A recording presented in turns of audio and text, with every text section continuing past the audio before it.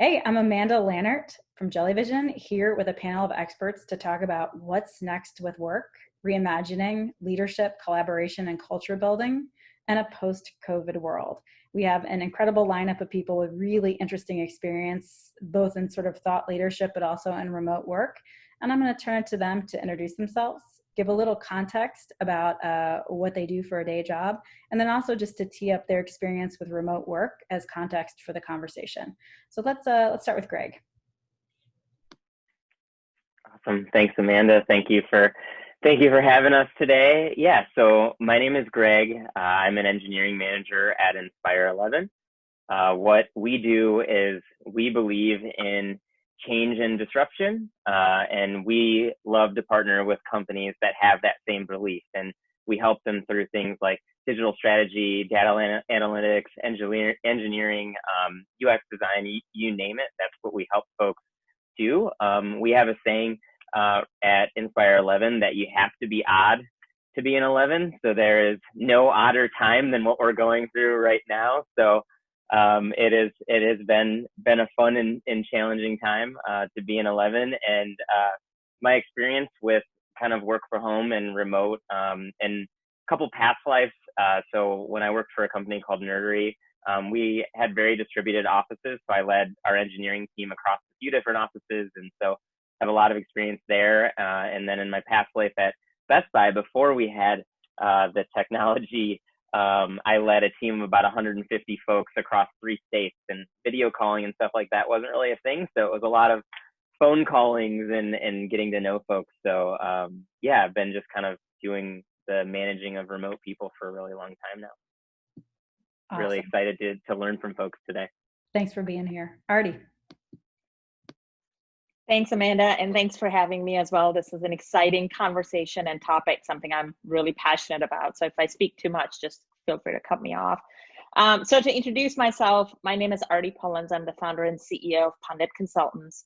We are an innovation and strategy creative design firm based out of Chicago. We focus a lot on health and wellness and healthcare tech innovation, as well as high-end retail innovation and strategies as well. For me, this whole work from home change has actually not been that big of a change. I've been leading remote teams both domestically and globally in my corporate career since 2008 with a company called careerbuilder.com. I ran teams in different countries, actually in Asia and Europe. So that was all remote with a company called Glassdoor. I was one of the first remote employees here in Chicago. And then most recently, prior to my consulting start, I was with a company called Session M in Boston. So all of these locations and work was pretty much remote. So it's been really fun, and it's been really interesting to see how everybody else is coping with it. So I'm excited to have this conversation today. Steph. Hey everyone, I'm Steph Yu. I'm super excited to be here. Very excited to hang out with Amanda from Jellyvision. Many of our team members are super stoked about Jellyvision. And I'm an extrovert, so I'm excited to be here to talk to you about working remotely as an extrovert. I work at WordPress VIP. We are enterprise WordPress. We help businesses implement WordPress throughout their organization. And I lead our support and services division. So essentially, it's a 70-person group that works with different enterprises that engage with WordPress, and we're global as well. So happy to talk about our distributed roots. Our parent company is Automatic. We've been distributed for 15 plus years, and I've been distributed with our company for 8 years. Awesome. Welcome again to everyone. And let's just start off, it's not just a global pandemic. The murder of George Floyd, on top of other murders, has really led to a very interesting time. And so I'll sort of say, the last 3 months in general, let's lump it all together. What about the last 3 months has surprised you the most? What have you learned that surprised you the most as a leader and as a human being, as we're all trying to cope with really dynamically changing circumstances and a lot of ambiguity from the comfort of our couches or our home offices, whatever it might be? Anyone have some insights to share to kick us off? I can jump in. I think what has surprised me the most is that following your instincts when led by your humanity and your feelings has actually been one of the most powerful parts of just dealing with COVID and Black Lives Matter news and a lot of changes in the world, pandemic, everything, because we're all feeling a lot every day. We go through ups and downs. I'm sure you've all read about the grief article and how we're dealing with grief, how we're processing changes in the world. And you can go to work and pretend that it's all normal, but that's not going to work. But if you can tap into those emotions and listen to your team and hear their emotions, it helps you become a better leader. And so I think post quarantine, I'm just going to carry that with me, that leading with empathy and being a human is probably the most important thing that I've learned. Let's push on that before we head to other people. What does it mean? Does it mean, how are you doing? No, really, how are you doing? Like, how does that humanity show up in a way that is constructive and comfortable for people who may not be used to it, who may not have a company that says, bring your whole self to work? They're like, only bring the professional part of yourself to work. Do you have any advice for leaders who are trying to navigate through unusual times, but maybe don't have super high EQ as a job requirement pre-pandemic? What does that mean? Yeah, I'm super lucky to be working in a company that does have really high EQ, but I can actually give you a tactical thing to think about, right? So one thing that I do when I start my leadership like stand-ups every Monday morning, because I have about 10 leads that report into me, is we do a red, yellow, green check-in, which is not something that I've invented. This is something that many different people in my organization do. But essentially everybody goes around the room or Zoom room, and everyone says, what are you, red, are you yellow, are you green? And you can say something like, oh, I'm super yellow today. My kids kept me up all night and I'm super exhausted. So I'm trying to get to green, but I'm pretty yellow. And that usually takes about 15 to 20 minutes at the start of our meeting, just going around and letting everybody just say what's up. Or they can pass if they don't want to. And that just gives you the opportunity to just reflect on everyone as a human. And then you can be like, all right, here's the agenda, let's get moving. Thank you. Anyone else, something that you've learned that has surprised you? Yeah, I'll add. I think for me, this is going to sound odd, but quarantine and obviously everything going on around the world, around the US, has actually I feel like have brought people closer. There's more empathy, there's more sharing, there's more, actually, Steph, what you just said about green, yellow, or red light, just this idea of it's okay if you're having a bad day. It's okay if you're stressed out. It's okay that you're not getting enough sleep, or just what's happening around our environment is making you sad or wanting to go out and do something different to help, right? And I even prior to the movement we're seeing now in Black Lives Matter and George Floyd, even when we went into quarantine in March, you could start seeing that a few weeks into it, that people were okay in saying, hey, it's okay you're having a bad day. Let's just ask each other how we are. Let's open that conversation with not a direct agenda of what we want to do, but how are you? How's your family? How are your parents? How are your grandparents? I have a lot of those conversations with my clients, which actually I think have brought us closer. Not to mention my team members, but at a client level to say, oh, I know somebody's father, mother, grandparent has a chronic illness. How are they doing? How are they coping? How are you keeping up with it? So I actually think this idea of being digital has actually brought us closer together. Gregg, anything to add there? Gregg might be frozen, which is very much a sign of the times at Zoom. So I'm going to jump into the next question, which is, as leaders with experience doing remote work, the reality is there's a difference between everyone in an office, everyone remote, and a mixed bag of some people in the office, some people not. And as a company that used to have remote workers who some, would be sitting in a room looking at each other, and then there'd be people on Zoom trying to listen to the dynamic, it's not great. Zoom is definitely superior when everyone is remote and looking at the same screen. As employers who are not used to work from home start to send some people back, do you have any sort of survival tips, ways to use technology, processes to follow, advice about what's worked with COVID that should be brought forward as people start to try to return to, life as usual in an office?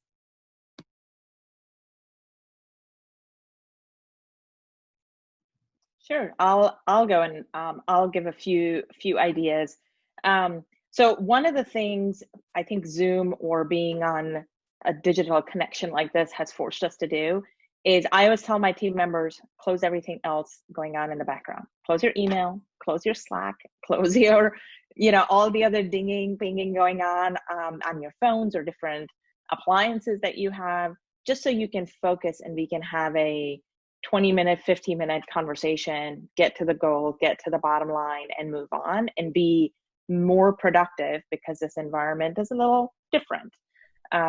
And I think that has actually helped not only my remote team of 9 people all over the country, but anytime we get in front of a client who is now also pretty much remote in all different parts of the country as well, to focus more and to say, all right, we know what we have to do, and let's just get it done. So sort of all of that outside noise that normally, Amanda, to your point, if you're in a conference room, few people are joining remotely, and you can always tell who is not paying attention and who's on their email or who just got a text message, right? So to close all those distractions, and that's been a simple but a tactic that's worked really well for us.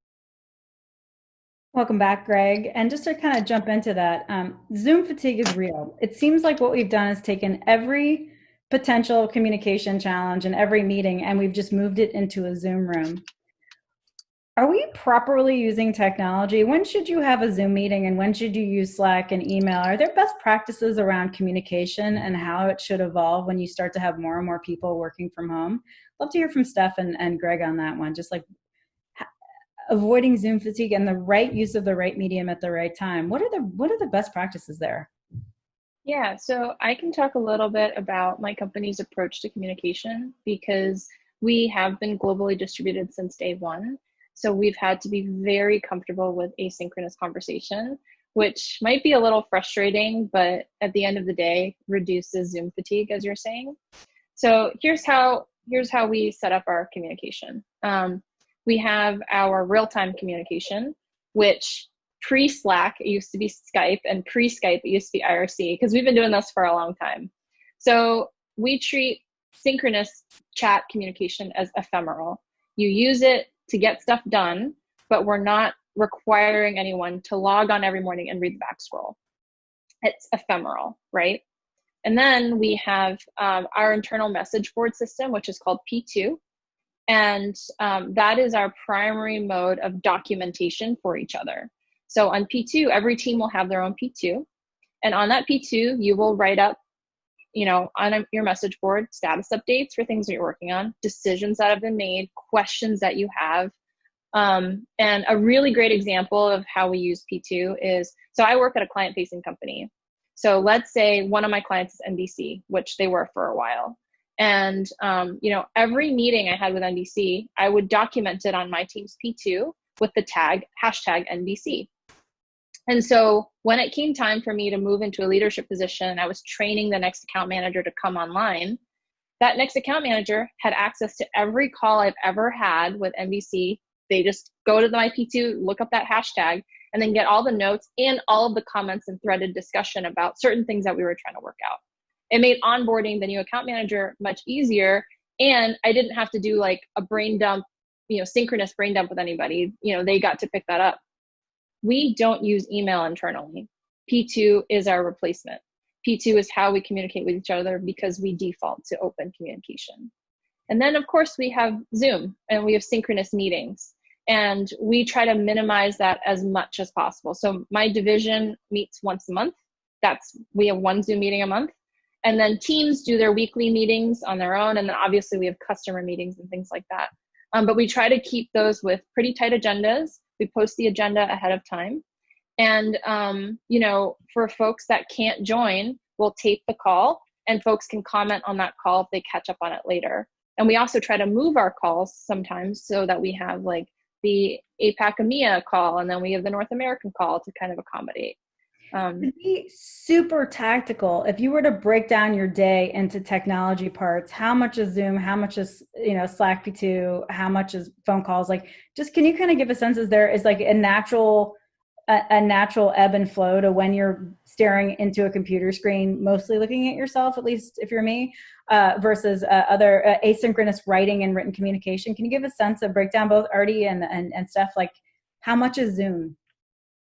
Yeah, so for me, because I lead a large group, and I think for any managers, there's just a lot more Zoom time because you're doing a lot more one-on-ones and more strategic kind of brainstormy, discussion-y kind of stuff, which is totally fine to have over Zoom. But if you are an individual contributor, and especially if you're an engineer, we try to really keep the levels of Zoom meeting down, and we try to keep everything asynchronous and documented. The documentation is really key, right? Because if you document well, it means that anyone from like in a different time zone from you can catch up on the conversation. And I didn't mention this, but on top of that, or I guess underlying all of that, is we have a field guide, which is our internal documentation. Anyone can update our internal documentation. It includes things like employee handbook, HR, but it also includes things like team process. When things are finalized, they get documented in our field guide. I think there are really big ideas around asynchronous, more written communication, accessibility, that really change to be effective at work. Let's go to Gregg. How should communication in your world change? The cadence, the format, the modalities, when everyone's not in the same room. What's worked well for you? Yeah, totally. And do you mind if I just answer briefly that first question before I my internet went out? It's funny, we're talking about Zoom. Zoom, if someone didn't go out or usually freeze in a particularly unattractive mode. What's funny is I have never had that happen on Zoom, and this is the first time for me. So now I experienced it. But yeah, so I'll touch on that. But I first wanted to touch on the first question of like the learning, and I just want to say, Artie and Steph, like +1 million, like totally agree with everything you guys said. I think for me, I always felt like I was a very empathetic person, but I think this has like really made me think of whether it's work or personal, like always try and remind myself of like putting myself in their shoes, like even like walking down the street and seeing like a homeless person, or being on the CTA and seeing somebody that maybe is having a conversation with themselves, like trying to put myself in their shoes as to like, what did it take for them to get there, and like really sympathizing with their situation and just taking that into both business and personal. And I think I wrote an article about it on LinkedIn last week, but I think right now it's also pushed me to be like way more uncomfortable in situations than at work. I think I was always a risk person. I'm always like out there trying to challenge things. I think on my personal side, I always was a little bit more like cautious, with like my friend group and with family. And, a couple weeks ago, my partner Mia and I decided we were going to go to a town hall in the south side of Chicago. And I will admit, it is the furthest south I've ever been in Chicago. And we got to this town hall in the parking lot. And at first we were like, should we get out? And I had a conversation with my partner, and we were like, okay, should we? And I was like, well, think of this from our friends' perspective. Think about when we invite them to a concert and they're the only person of color that we invited. Maybe this is how they feel, or maybe this is just scratching at the surface of how they feel. I'm like, so we should get out because it's time for us to be uncomfortable and listen. And to be honest, that was one of the most powerful days that I've had, during this kind of quarantine, is, a group that you would think would be really mad at what's going on actually broke us out into session after we had barbecue and listened to some talks. We broke out into sessions, and one of the groups was around that we were a part of was around how do they form a more human relationship with the cops. So it wasn't like they were upset with the police. They were like, well, let's throw a barbecue, let's throw a 3-on-3 tournament. And it's just been, I feel like this time has like really helped us just listen and learn and like just be so much more empathetic with people's different backgrounds and experiences. I thought we were good at it before because, we try to go on vacations every year and go to foreign countries and like really submerge ourselves. But I think this has taught us to be more uncomfortable in our own backyards and in our own local communities versus it just being like, oh, well, we went on a trip to China and really experienced their culture. It's like, there's a lot of culture in Chicago that we haven't experienced in our own backyards. We should get out. So those are kind of my two learnings, is like just the really trying to be uncomfortable. With the communication cadences, I think like they were mentioning with like the different rhythms and things like that, I think we definitely have to think like video chat, like work from home first. In my past life at Nerdery, we would purposely, with our distributed teams, do our stand-ups from our laptops, even if we were all in the office, because we knew we had work from home people. We knew we had folks from other offices. So when we had very distributed teams, and I think that's what I think about going forward, is thinking about the person that is working remotely first, because if we get the technology and the meeting set up right for them, it's going to be great for everybody else. Whereas before, I think we cared more about the technology being really good in that conference room that the meeting was being held, and weren't worried about like the people that were dialing in. And I do agree with the written communication piece. Our one of our office leaders at Inspire 11, since he started, sends out a Friday email, and it's like it's a long email, but it is a very robust recap of like everything that's going on. And I think people have really appreciated that cadence even before this, and he's continued doing it into this, and it's just helped us really stay up to speed. And I don't want to ramble on forever. I'll give somebody else the floor. I'm gonna jump onto a theme you brought up, which is like discomfort. Okay, so 70% of Americans have now been financially impacted by COVID, whether through a job loss or furlough of their own or of a family member that impacts them personally. Then you throw on the protests and heightened awareness about the inequities in the world. It's uncomfortable. And you read about it in the rising concerns around mental health. Unprecedented level of this conversation about like Zoom fatigue and anxiety and stress. What have you done as leaders to help employees address, manage, mental health? And what should employers be doing? Like what should we be doing to talk about mental health at work? And it's like, I hate to use the trite thing of extraordinary times, but these are extraordinary times. There is so much ambiguity and there's so much fear and discomfort. How do companies really say my job is to take care of employees? And that includes mental health. And what does that look like? Artie, do you have any suggestions about what's worked? Yeah, it's a great question. So I think now that everybody's realizing people are saddened or uncomfortable in this situation, I think as leaders, we need to create a culture that it's okay to talk about it. Or as a leader or a founder or CEO or a head of HR to say, let me find you mindfulness resources that can help. People don't always want to talk about it openly, and that's totally fine. You don't have to be sort of their shoulder to cry on, but if they need it, why not be that leader or that team member or that peer to confide in? I think when you're in an office environment, you create friendships and communities and circles, and you're really close to your work colleagues. People even joke around, oh, this is my work wife and work husband and things like that, because you're very close with each other, right? Well, use that closeness in a digital environment to continue to engage, ask questions. One of the things we have done, and I've actually seen a couple of my clients do a really good job of this, and I as an outsider, as a partner, have been on these calls.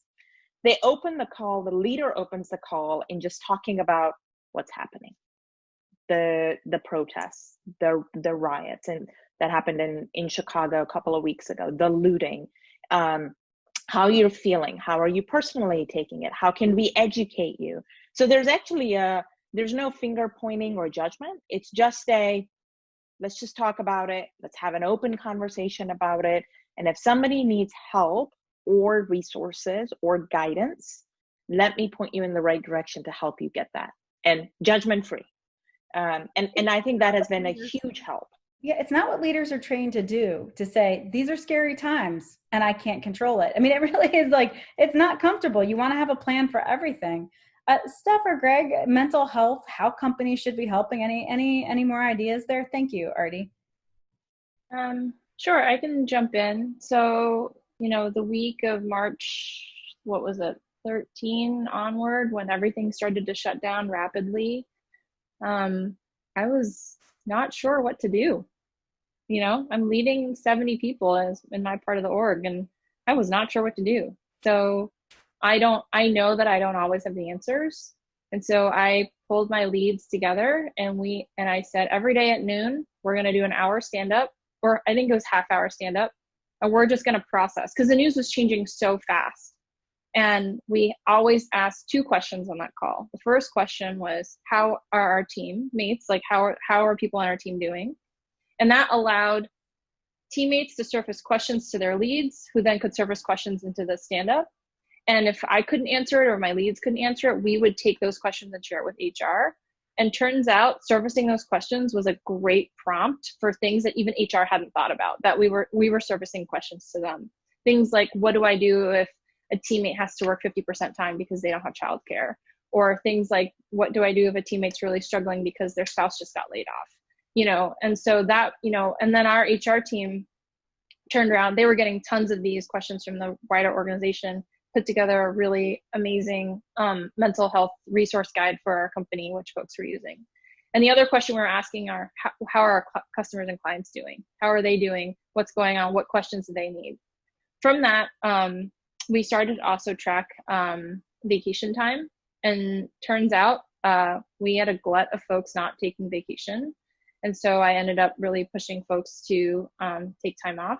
Our company put in when you take vacation in our system, there are different categories, and they added a COVID-19 category, and they encouraged folks to just take time. I took a mental health day, and I told my team about it. I said, team, I'm really struggling today. I'm staring at the computer and not functioning. I'm taking a mental health day. And when I came back, I said, if anyone needs to take a mental health day, please do.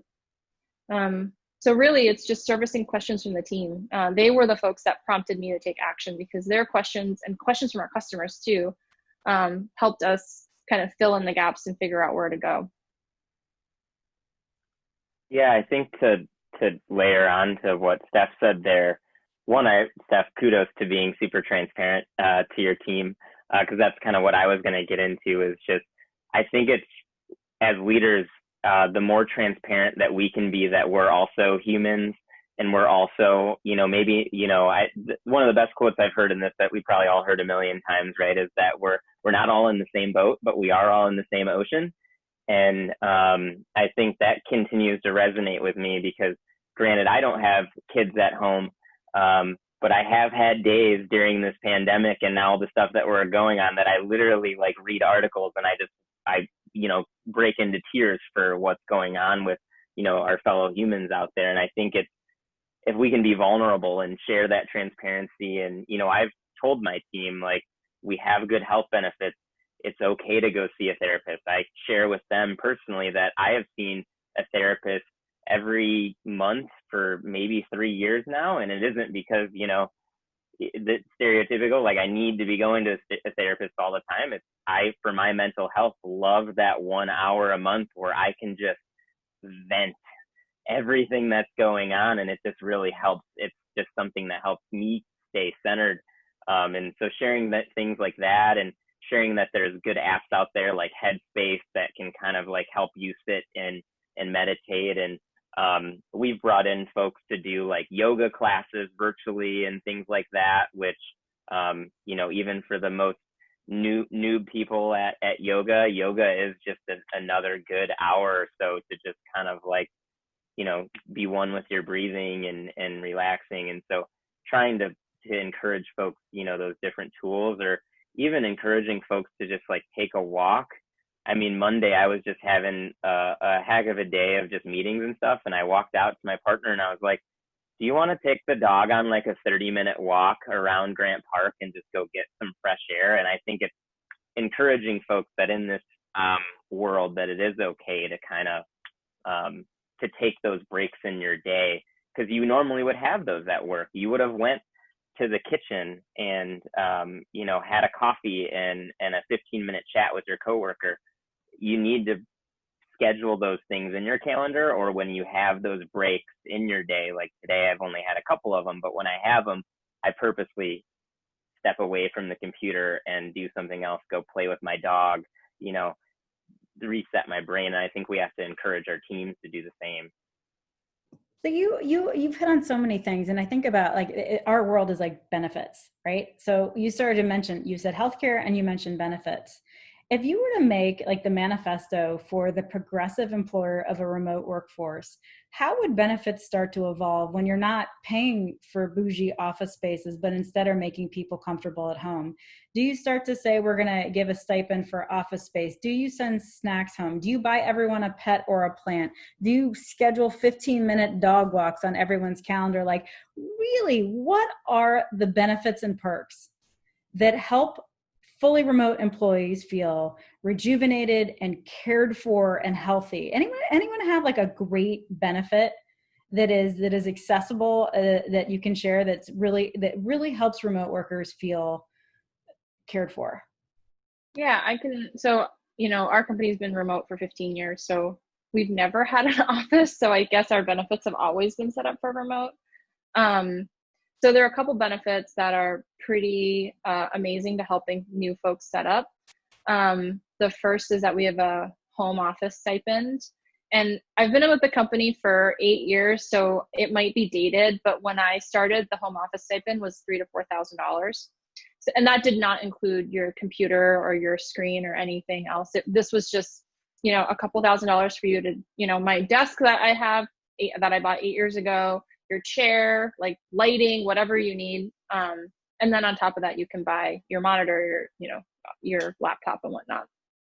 The other is that there's a $250 a month co-working stipend, which as an extrovert pre-quarantine, I definitely took advantage of. And if you don't have a co-working space, you are welcome to use that in coffee shops, to duck into a place, to kind of stretch your legs and just go out somewhere. So I know lots of folks, because we hire a lot of teammates that live in fairly rural areas or areas that are not super urban, so they don't have co-working spaces, but they'll go to their local coffee shop, they'll duck into a local place and just stretch their legs and do something different. I've also heard of folks who pooled their resources. They found a couple other coworkers that are close and they rented an office space together, because we have 1,200 employees around the world. And then the other stipend, this is like a benefit thing I can think of, is we have 2 trips per year per teammate at minimum, I think. One is our annual like big meetup where the whole company flies together, or for my team, it's 120 of us. We all fly together and we do one meetup. This is where our CEO does like a keynote and we have speakers and all of that. And then we have one separate team meetup per year where we give everyone a budget and your team can pick where you want to go. And you can pick, how long you want to go for. You can pick what you want to do. And it's one meetup for your team per year. And usually a team is like 15-ish people. And so those are ways to get, the bonds, like teammate bonding and everything figured out. Yeah. I'm so curious about that. We're going to go to Artie because I know she has opinions on this as well. But for that $250 a month co-working stipend, do you just get it anyway, or do you have to submit for reimbursement? You submit for reimbursement. Thank you. Artie. Yeah, I mean, a lot of the ideas that Steph shared is what I have done and or experienced in my career. A couple of things that just over the last, I would say, 5 to 7 years, and I think is more important now, are things like digitally connecting on health and wellness type activities. So these days, the big, and I don't own a Peloton, but I know a lot of people that are saying, hey, the subscription to the Peloton, not the massive bike, which is obviously expensive, but the subscription to the streaming service that can be written off so everybody as a team can work out together, do, Gregg, to your point earlier, yoga classes together and meditation classes together. So sort of this idea of connectivity, of being healthy, working out, staying connected, and motivating each other. I have always been very lucky in the corporate companies of this idea of trips, to what Steph was saying, whether it's as a department, division, at a leader level you can pick, or as a smaller team, your remote teams can say, all right, you get a stipend of X amount of hundreds of dollars at the end of every quarter, and you can go and have a great outing. The few things just lately I've done since March is, and I have the benefit of maybe a smaller team, but I have sent care packages to either employees' homes, my own employees, and or customers' homes. And I just, I know what they like, whether it's wine, whether it's eventually now golfing is opening up, golf balls and things to go golfing with. We've even done, obviously, things like hand sanitizer. And as a joke, 1 roll of toilet paper, you know, when just to sort of lighten it up a little bit, but also to say, we're in this together, we get it. So how can we sort of together build that community and unity? So I think those type of remote tactics are fun and keep people sort of engaged. That's a great jumping off point for the sort of next little section, which is really around. Can I layer in just Please, two? Please. Oh, I was just going to say a few things as I was thinking about that. If I were to wave a magic wand, one, I just really think mental health is important. And I feel like if there is a way that companies can just eat even the copay of somebody going and just like encourages people to go to like a monthly therapist visit, I think it would really help a lot of folks. I love the idea of like some sort of like pet credit. Like if you work from home, here's like a stipend that like, because I mean, depending on if like you're adopting a dog or you want a certain dog, like, you know, I can tell you, yeah, I can tell you that like us having a dog really helped us keep our sanity during this, because we had to take her on walks 3 to 4 times a day. And as it got warmer, we were taking her on longer walks. And it turns out like now me and my partner are like walking like 4 to 5 miles a day together. And I think we're probably healthier now than we were pre this. There's also a website that I learned from one of our other remote panels called Snack Nation, where you can subscribe for your remote employees to get like a bunch of snacks and stuff delivered to them every month on the company's dime. So I thought that was a really, if you are going to be remote forward, sending your team like all the snacks and stuff that they would be normally eating in your office, I thought was a pretty cool website that we stumbled upon. Awesome. Thank you all for that. Getting at the themes of connectivity and celebration. So first things first, as a leader, I miss running into people that I don't normally work with or trade Slacks with or share, projects with. And now it's sort of out of sight, out of mind. So how do you drive as a leader connectivity, not just with your team, but beyond your team? Anyone have great, examples about that? So how to stay in touch as a larger tribe when you don't have those organic, just happen to run into at various places, the kitchen or whatever. And secondly, how do you celebrate? I'm a big drinker and I mean like of anything, like coffee, tea, wine, anything, but like just, I realize like going out of the office to imbibe liquid is a huge part of like, good job, let's go get a nice tea, let's go get a coffee, good hard work, whatever. I drink now only by myself, and virtual happy hours don't cut it. So what are strategies for broader connectivity? And then how do you celebrate? Anyone got like great ways of celebrating to keep people, build the momentum and show recognition when we're all just sitting with Slack and stuff? Anyone, any ideas? For the first question about running into people and having those chance interactions, I hate to tell you this, but you're going to have to embrace that that's just not going to happen in a remote space. And you're going to have to be a heck of a lot more intentional about those interactions. And I will highlight 3 ways that I do that. So the first is that we set up this thing called Donut Chat. I don't know if Artie and Gregg, you have all seen that in your workspaces, but essentially anyone who wants to participate in these casual chats, you join a Slack channel that's called Slack chat pairings or something. And then every 2 weeks, or you can set up more often, every week, you get paired with someone random in that channel. And then using Google Calendar, it'll actually sync up Google Calendar and just find a spot for you. And then for half an hour, I just chat with someone on my team who may or may not report to me, who may or may not be in my direct organization, but it's just someone on the group in the team. And we talk about not work things. Like that is the intent of that chat. And I make space for it. I think I've done almost 50 of these now over the last year or two, and they have been an incredible way of intentionally creating that social connection, one-on-one time with someone by running into them via donut chat. But just so I understand, it is, you are slacking someone. When you say chatting, you don't mean having a conversation. You mean you are slacking someone. Okay. No. You get paired in Slack, and then you set up a video chat. Got it. Yeah. So for half an hour, you get to meet and just chat. And I so look forward to them. They're so fun because it's like I get to meet a colleague. Another is that in your regular Zoom calls, you have to create that breathing room to get to know each other and just make that space in your Zoom meetings, because you're just not going to be able to like wander in and wander out and chat outside the conference room. I haven't done that in years. So, I'm imagining what that's like. And then the third is when you do have that in-person time, whether by a meetup or you're doing an offsite together or whatever, really make an effort to talk to people that you don't normally talk to. At our company, we actually do this thing called Meet-O-Matic, where we track like how many people you've actually met that, and some people are really proud of their score. Like, I've met 60% of the company, I've met 40% of the company. It's gotten harder as we've grown, but you really can intentionally, and through activities and things that people plan, make sure you get to talk to people that are not within your normal work group, because those social connections can open doors for you in different projects. Thank you. I hear that. And Artie.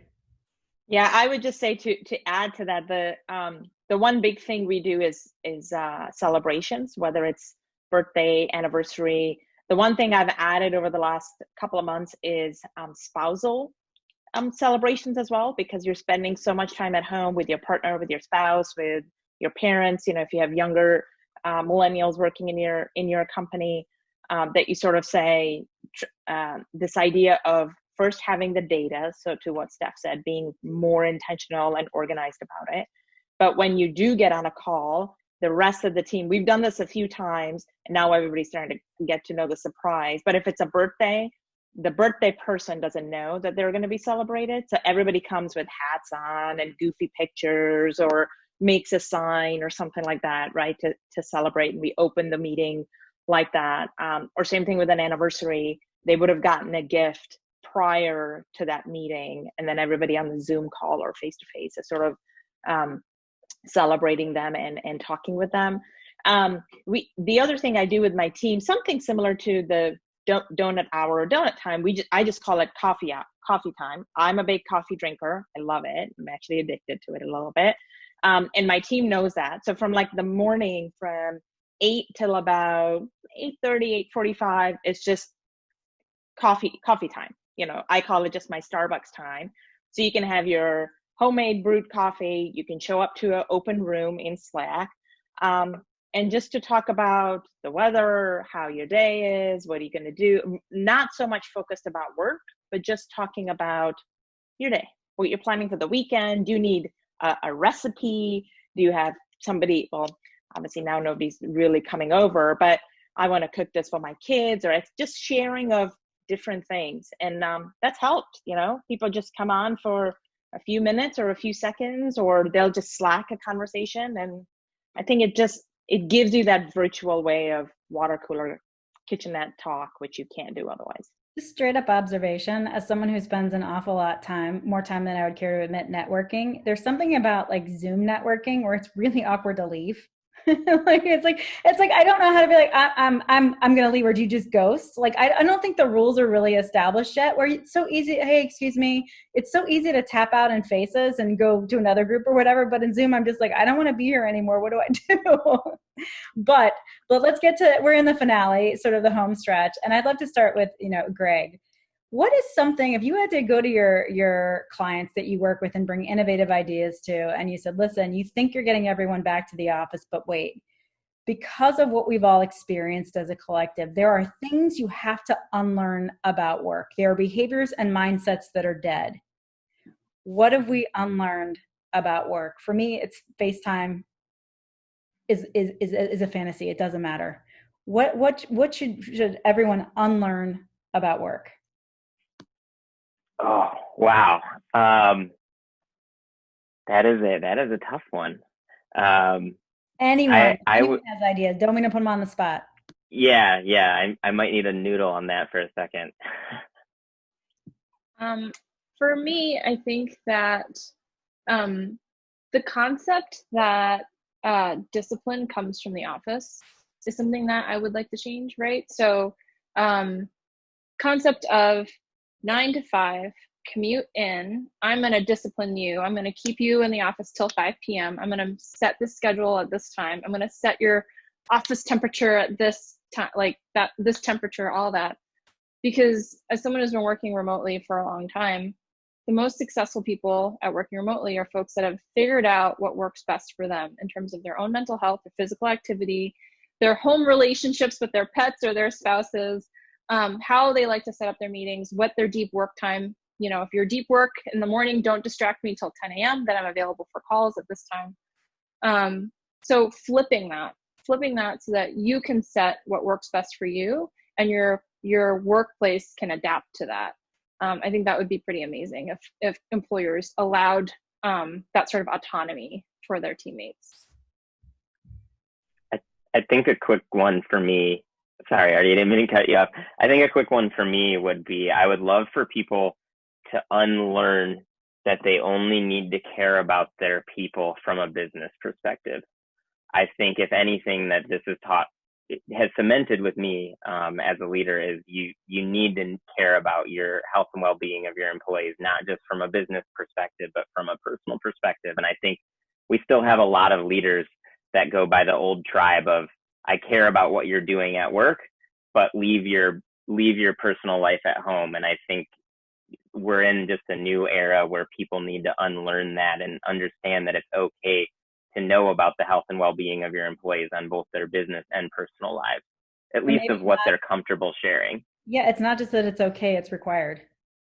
Yeah. Like, which is an audacious statement. Like it's required. It's what good management looks like. It's what thoughtful management looks like. All right, final speed round. You're all experts on remote work. If you had to write the definitive book on the future of work post-pandemic, what would the title be? Artie. I'll go. I think I would say it's only just begun. I would read that. Steph. The art of workplace empathy. Lead like a human. Amazing. You are all amazing. Thank you so much for sharing your perspective and wisdom so generously. This was awesome. Really appreciate your time. Thank you. It was nice meeting everybody. Thanks, everybody. Thank you. This was so nice to meet everyone. Thank you. Bye. Bye.